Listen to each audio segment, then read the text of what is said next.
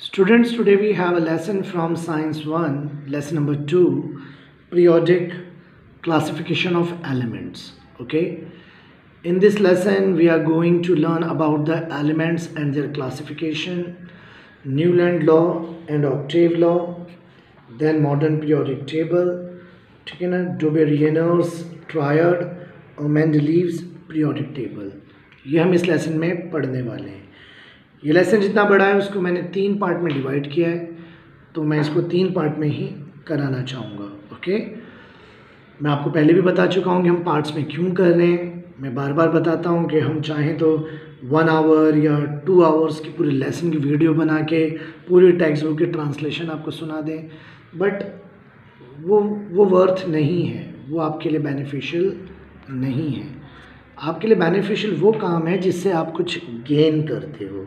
Okay, जिससे आप gain करते हो वो आपके लिए बेनिफिशियल है। ठीक है, तो इसलिए मैं इतनी छोटी वीडियो बनाना चाहता हूँ या पार्ट्स में कराना चाहता हूँ ताकि आप इसको ध्यान से सुन सकें, अंडरस्टैंड कर सकें, नोट्स बना सकें और उसको लर्न कर सकें और उसके डाउट्स भी पूछ सकें। Okay, let's start. First topic है हमारा classification of elements. Today 118 elements are known to be scientific world. आज हमारे पास साइंटिफिक वर्ल्ड के पास जो नोन एलिमेंट्स हैं जो डिस्कवर हो चुके हैं वो 118 है as per your text book information. Around the year 1800 only about 30 elements known थे। मतलब आज से 200 ईयर्स बैक हमारे पास सिर्फ 30 एलिमेंट्स हमें पता थे। मोर number of the elements were discovered in the course of time. बाद में और एलिमेंट्स डिस्कवर होते गए, more and more information about their properties हमें पता चलती गई, गैदर्ड होती गई। टू ईज द स्टडी, अब जब एलिमेंट जैसे जैसे एलिमेंट्स की नंबर्स बढ़ते गए, फिर उसकी प्रॉपर्टीज़ और फिर उसकी स्टडी इंक्रीज होती गई, तो उसको एक साथ सबको स्टडी करना पॉसिबल नहीं था। इसलिए टू ईज द स्टडी, उस स्टडी को ईजी करने के लिए साइंटिस्ट लोगों ने क्या करा, एलिमेंट्स को क्लासिफाई करना स्टार्ट करा। जब उन्होंने स्टार्टिंग में साइंटिस्ट लोगों ने क्लासिफिकेशन की, elements were classified into the groups of metal and non metals. आप जानते हैं स्टार्टिंग में जो क्लासिफिकेशन हुई है उसके अंदर एलिमेंट्स आपके क्लासिफाई होते थे मेटल्स में और नॉन मेटल्स में, मेटल नॉन मेटल। बाद में जाके मेटलॉइड्स की भी प्रॉपर्टीज़ स्टडी होने लगी, मेटलॉइड्स एलिमेंट्स भी डिस्कवर्ड हो गए। As the knowledge about the elements and their properties went on increasing, और धीरे धीरे जब ये प्रॉपर्टीज़ और उसकी नॉलेज इंक्रीज होने लगी तो डिफरेंट साइंटिस्ट ने क्या किया, उन्होंने ट्राई किया डिफरेंट मैथड्स ऑफ क्लासिफिकेशन। फिर उन्होंने मैथड्स भी अलग अलग लिए क्लासिफिकेशन के। ओके, मतलब अलग अलग साइंटिस्ट ने अलग अलग मैथड से एलिमेंट्स को क्लासीफाई किया। ओके, तो आप ये समझ गए हैं कि एलिमेंट्स एग्जिस्ट करते हैं हमारे नेचर में। ओके, कुछ फ्री स्टेट में होते हैं, कुछ कंबाइंड फॉर्म में होते हैं, और इस एलिमेंट्स के अंदर प्रॉपर्टीज़ होती हैं। इस लेसन में आप उन प्रॉपर्टीज़ को ही पढ़ने वाले हैं, बट वो प्रॉपर्टीज़ इतनी ज़्यादा है या इतनी उसके अंदर वेरिएशन है कि आप उसको ईच करके नहीं पढ़ पाएंगे। तो दैट्स वाई उसको क्लासिफाई किया जाता है एक टेबल में अकॉर्डिंग टू देयर प्रॉपर्टीज़। अभी वही डिटेल अब लेसन में वही आने वाली है। तो इस शॉर्ट में आपको बता रहा हूँ ताकि आपके माइंड में आ जाए कि हम लेसन में पढ़ने क्या वाले हैं। उस एलिमेंट्स को क्लासिफाई किया गया है पीरियोडिक टेबल्स के अंदर, और यही पीरियोडिक क्लासिफिकेशन ऑफ एलिमेंट्स है। सबसे पहले यहाँ पर जो आपके कोर्स में आ रहा है, ठीक है ना, डोबेरियनर्स ट्रायड आ रहा है। ये कौन थे डोबेरियनर्स? 1817 में एक जर्मन साइंटिस्ट थे, ठीक है ना, Dobereiner's. Properties of these elements are related to their atomic masses. उन्होंने क्या बताया था कि जो प्रॉपर्टीज ऑफ एलिमेंट्स है वो उसके अपने एटॉमिक मास से रिलेटेड होती है।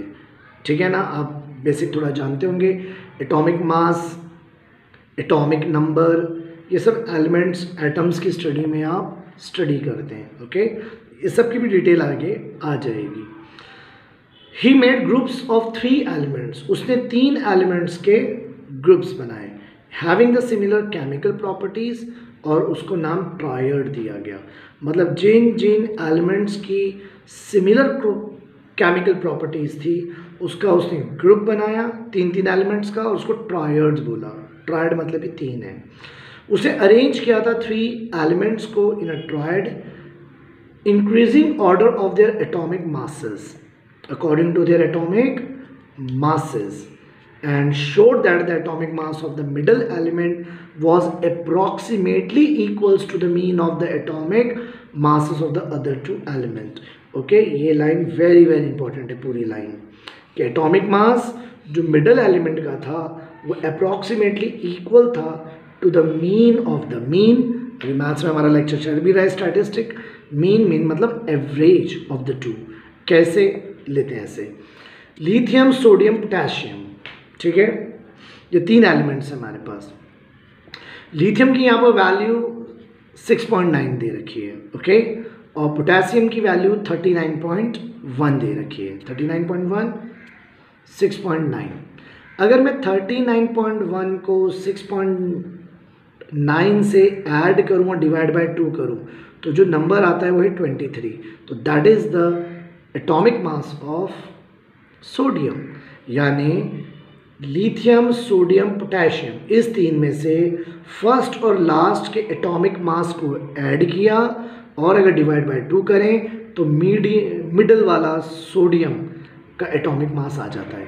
यानी फर्स्ट एलिमेंट और थर्ड एलिमेंट के मास को ऐड करके डिवाइड बाय 2 करें तो सेकंड एलिमेंट का मास आ जाता है। बट ये आगे ज़्यादा नहीं चलेगा, ये फेल हो गया क्योंकि कुछ एलिमेंट्स तक तो ये एवरेज मीन आ रहा था, बट जब फर्दर हम आगे और जाएंगे, डिफरेंट स्टडी करेंगे एलिमेंट्स की, तो फिर ये वहाँ पर फिट नहीं हो रहा था। Now we have Newlands law of octave. ये अब दूसरे साइंटिस्ट आ गए, एक इंग्लिश साइंटिस्ट थे, न्यूलैंड्स इनका नाम था। 1866 में न्यूलैंड ने भी अरेंज किया था एलिमेंट्स को नोन एट दैट टाइम, मतलब जितने भी एलिमेंट्स 1866 तक डिस्कवर्ड हो गए थे तो न्यूलैंड ने उसको अरेंज किया था। कैसे अरेंज किया था? इन increasing order of their atomic masses. अब इसने भी एटॉमिक मास से किया। अब ये आगे एक आएगी बात, जब मेंडलीव के बाद आप हेनरी मॉसले के बारे में पढ़ेंगे तो काफ़ी पिक्चर क्लियर हो जाएगी, बट फिलहाल हम atomic mass. He found that the every 8th element of had properties similar to those of the first. क्या बताया हमें न्यूलैंड ने कि एवरी 8th एलिमेंट जो होता है, ठीक है, उसकी property similar to the first one होती है। जैसे कि सोडियम है, वो 8th एलिमेंट है फ्रॉम लिथियम, तो जो लिथियम की प्रॉपर्टी है और जो उसका 8th सोडियम है उसकी प्रॉपर्टी सिमिलर है, and both have the similar properties.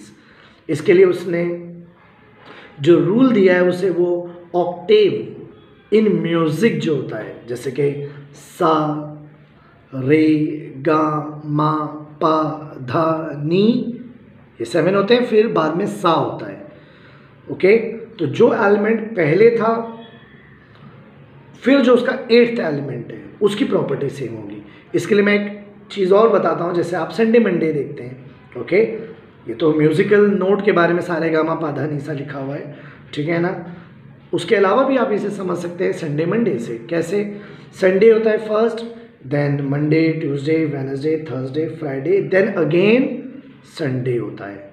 तो इस तरह से न्यूलैंड ने हमें बताया कि जो फर्स्ट एलिमेंट है और जो उसका 8th एलिमेंट है, इनकी प्रॉपर्टीज़ सिमिलर होती हैं, एक जैसी होती हैं। Newland compare this similarity with the octave in music, सारे गामा पाधा, जिसको मैंने आपको उसमें भी बता दिया संडे मंडे में, और आप भी उसे संडे मंडे से भी ध्यान में रख सकते हैं। Okay, no problem. नाउ अब ये था क्या, फर्स्ट और 8 सिमिलर होंगे, ठीक है, बट इसमें भी बहुत सारी बाद में कमियां निकली, लिमिटेशंस निकली, और यही है लिमिटेशंस। वो क्या थी? This law was found to be applicable only up to the calcium. मतलब ये जो लॉ था न्यूलैंड का, ये सिर्फ कैल्शियम तक अप्लाई हो रहा था। Newland fitted all the known elements in the table 7×8, मतलब 7×8 फॉर्म में उसने 56 बॉक्सेस में एलिमेंट्स को फिट कर दिया। Newland place 2 elements each in some boxes to accommodate all the known elements in the table. Newland ने 2 एलिमेंट्स को भी इन सम बॉक्सेस रख दिया, एकोमोडेट कर दिया, जगह दे दी। तो ये कैसे जगह दे दी भाई? जब एलिमेंट डिफर है तो उसकी प्रॉपर्टीज भी डिफर करेगी। फॉर एग्जाम्पल कोबाल्ट है, निकल है, ठीक है, प्लेस किया गया element with different properties under the same note. Okay, मतलब ये जैसे डी और डू लिखा हुआ है, सा, तो इस डू और सा में उसने कोबाल्ट और निकल को एक साथ रख दिया। ओके, वाइल जबकि iron having similarity with cobalt and निकल away from them along with the non metals. और जो आयरन है जिसकी प्रॉपर्टी, ये रहा जो आयरन है हमारा, जिसकी property similar to cobalt nickel है, उसको ओ एंड एस के साथ रख दिया। ओके, मतलब जो आयरन है जिसकी property similar to cobalt nickel है, उसके साथ ना रखते हुए उसने ओ एस वाले ग्रुप टी आई जो है टी नी में रख दिया। तो Newland octave did not have provisions to accommodate the newly discovered element. और एक लिमिटेशन ये भी थी कि जो न्यूली डिस्कवर्ड एलिमेंट्स थे, मतलब जो डिस्कवर्ड हो रहे थे नए एलिमेंट्स, उनकी लिए कोई पोजीशन थी नहीं उसके पास। तो the properties of the new elements discovered later did not fit in the Newland law. भाई कोई लॉ जो होता है साइंस का वो ऐसा होना चाहिए कि कोई भी बात बाद में भी डिस्कवर हो या आए तब भी वो चीज़ उस लॉ फिट होना चाहिए, या वो बात लॉ से फिट होनी चाहिए।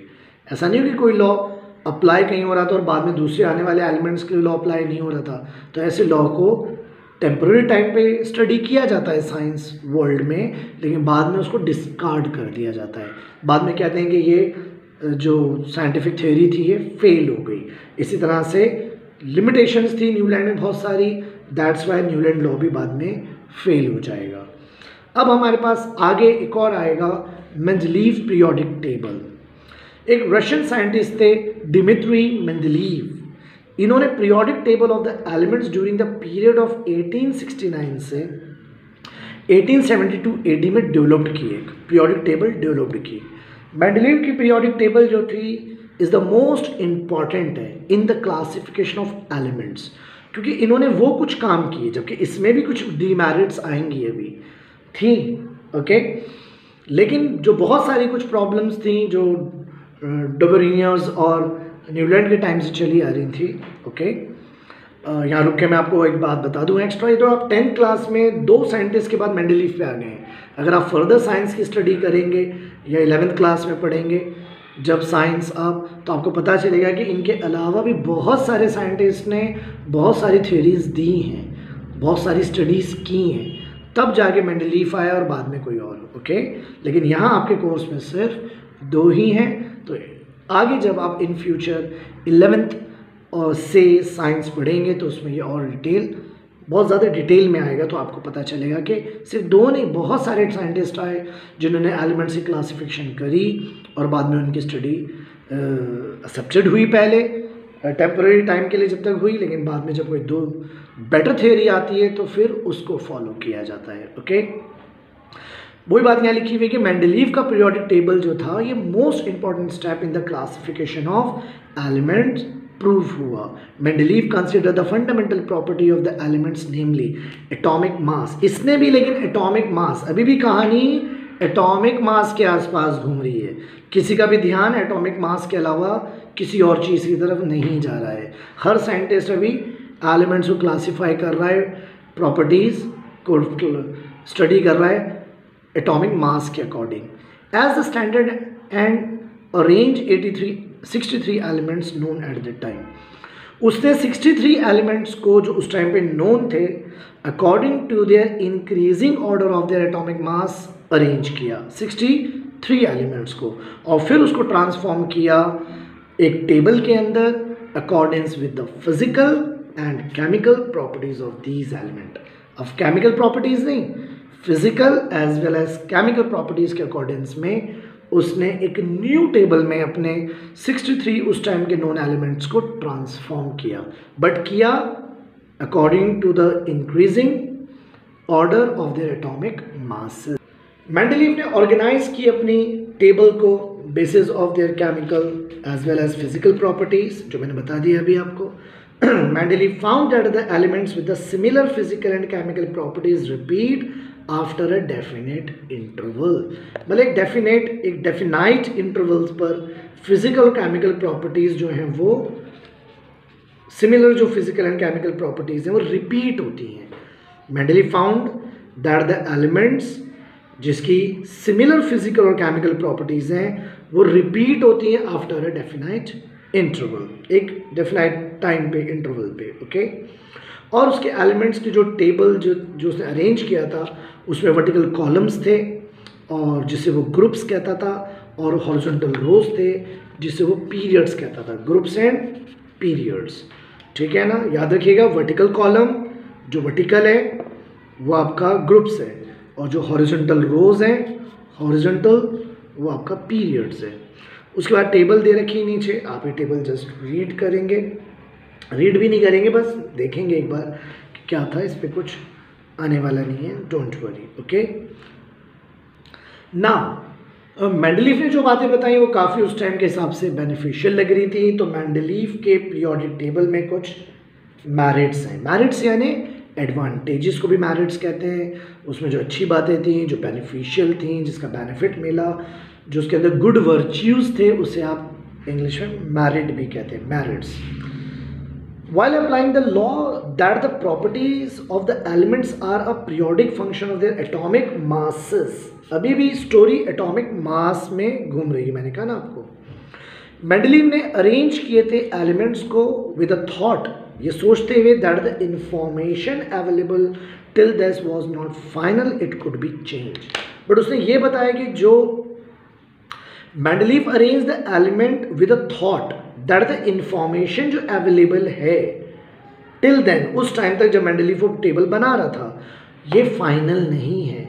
ये टेबल चेंज भी हो सकती है, या जब न्यू एलिमेंट डिस्कवर होंगे तो फिर उसके हिसाब से एलिमेंट्स को हम और बेटरली क्लासीफाई करेंगे. As a result Mendeleev periodic table demonstrate the following merits. इसलिए इसके अंदर कुछ मैरिट्स हैं, जैसे कि number 1, atomic mass of some elements were revised so as to give them proper place. मतलब ये नहीं कि जो एटॉमिक मास स्टडी करके साइंटिस्ट ने फाइंड किया और मान लिया तो वो उसी पे रुक गया, नहीं यही होगा, नहीं, हम एटॉमिक मास को रिवाइज कर सकते थे, तो उसने किया. Give them a proper place, और उसको बाद में एक प्रॉपर प्लेस दी जो उसके लॉज के हिसाब से फिट हो रही थी. In the periodic table in accordance with their properties के अकॉर्डिंग. जैसे एग्जाम्पल भी आ रहा है कि बेरिलियम 14.09 था एटॉमिक मास, लेकिन बाद में उसको चेंज करके 9.4 किया गया, एंड बेरिलियम को बाद में प्लेस किया गया बिफोर बोरॉन. मतलब चेंज किया जा सकता है. पहली मेरिट ये है कि एटॉमिक मास को रिवाइज किया जा सकता है, और उसने किया. सेकेंड प्रॉपर्टी यहाँ आ रही है कि Mendeleev kept vacant place in the periodic table. ये बहुत इंपॉर्टेंट है.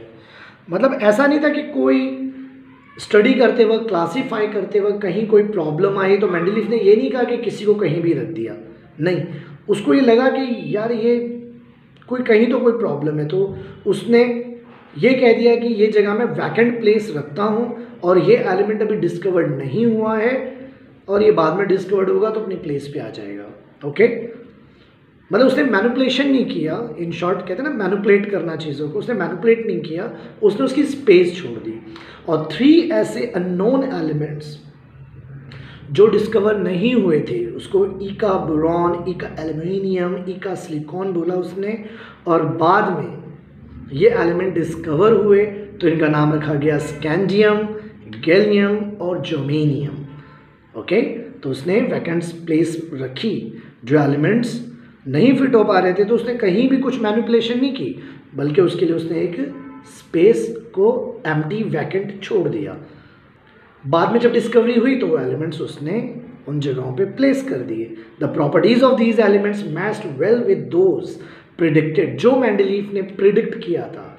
प्रिडिक्ट यानी कोई बात पहले से बता देना कि ऐसा है, वैसे जगह छोड़ी, तो वही निकला. Due to this success all were convinced. Mendeleev की इस सक्सेस के बाद सब कन्विंस्ड हो गए कि मेंडलीव पीरियोडिक टेबल की इम्पोर्टेंस से, और इस मेथड ऑफ क्लासिफिकेशन को सब ने इमीडिएटली एक्सेप्टेड, सब ने कबूल कर लिया। ओके, कुछ प्रॉपर्टीज़ और कुछ नंबर्स नीचे दे रखे हैं, मैं बार बार कह रहा हूँ ये आपको लर्न नहीं करना है कोई भी नंबर, सिर्फ आप कुछ नेम माइंड में रख सकते हैं और उनके डेफिनेशन माइंड में, साइंस में बार बार काम आएगी, बट ये कोई नंबर्स आपको लर्न नहीं करना है। Okay, this is not your part of a syllabus.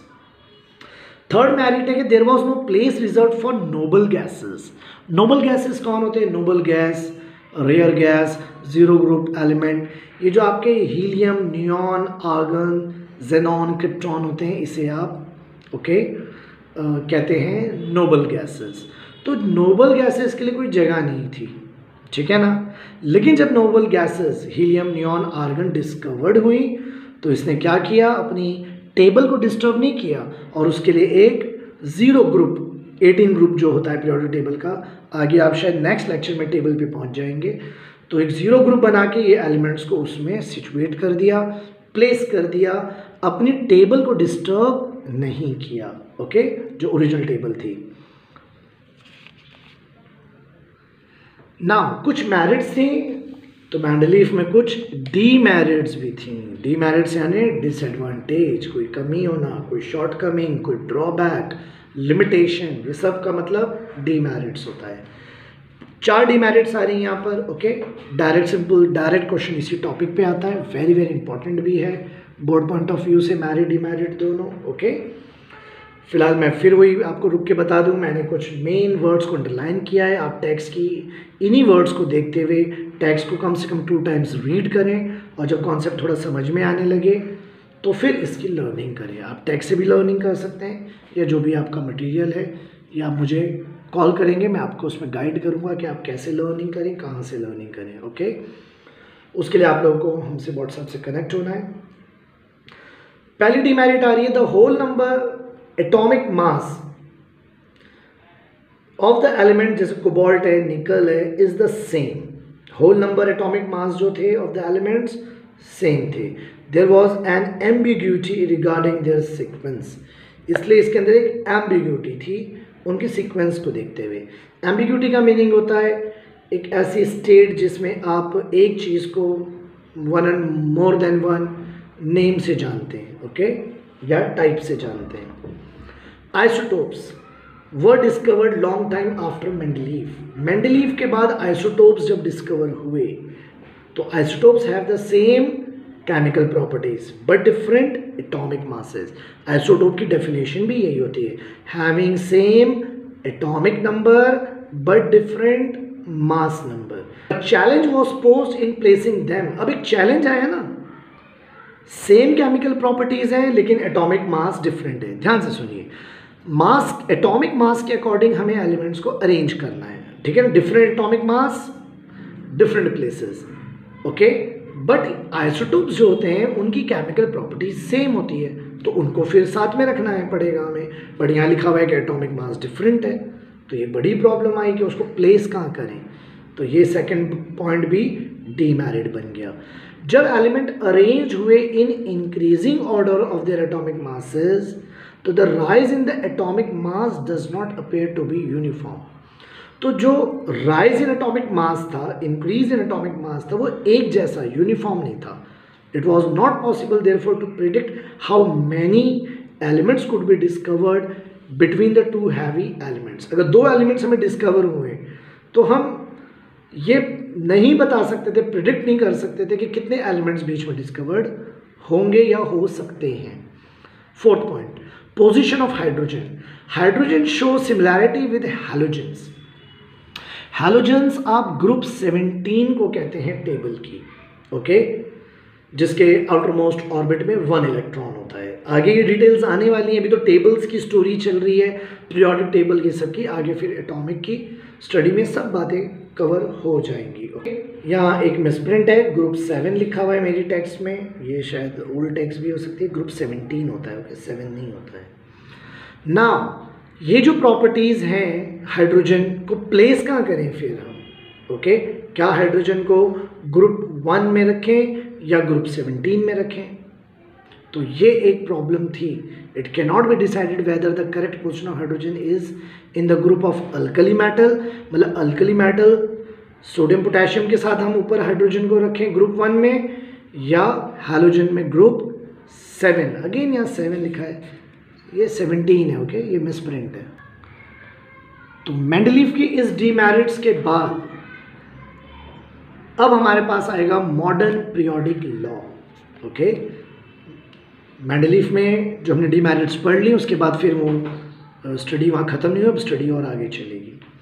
The scientific world did not know anything about the interior of the atom. तब तक साइंटिफिक वर्ल्ड सिर्फ एटम के बारे में पढ़ रहे थे, उन्हें इंटीरियर ऑफ द एटम के बारे में कुछ नहीं पता था.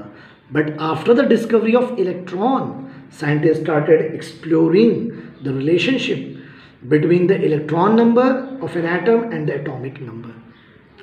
लेकिन जब डिस्कवरी ऑफ इलेक्ट्रॉन हुआ तो साइंटिस्ट लोगों ने और एक्सप्लोर करना और डिस्कवर करना स्टार्ट करा relation atomic number, electron number of an atom और एटॉमिक नंबर के बीच में. और तभी एक न्यू कॉन्सेप्ट जिस पे ध्यान नहीं दिया जा रहा था, सब एटॉमिक मास से कर रहे थे, लेकिन अब एटॉमिक नंबर से जब स्टडी करी तो कहते हैं ना टर्न द टेबल, सारी जो प्रॉब्लम्स थी वो सब रेक्टिफाई हो गई और मॉडर्न पीरियोडिक लॉ ही आगे आप पढ़ेंगे. 1913 में इंग्लिश साइंटिस्ट हेनरी मॉजले ने एक एक्सपेरिमेंट करते वक्त एक्स-रे ट्यूब के अंदर atomic number Z of an element correspond to the positive charge of the nucleus.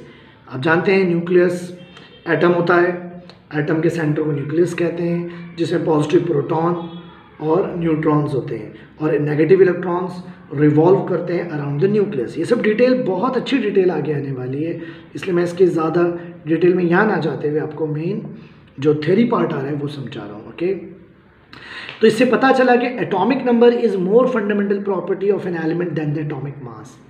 इससे ये पता चला कि एटॉमिक मास नहीं, एटॉमिक नंबर ज़्यादा बेटर प्रॉपर्टी है, फंडामेंटल प्रॉपर्टी है किसी भी एलिमेंट की. ओके, इसलिए फिर जो properties of the elements are arrange थे पहले, periodic function of their atomic masses थे.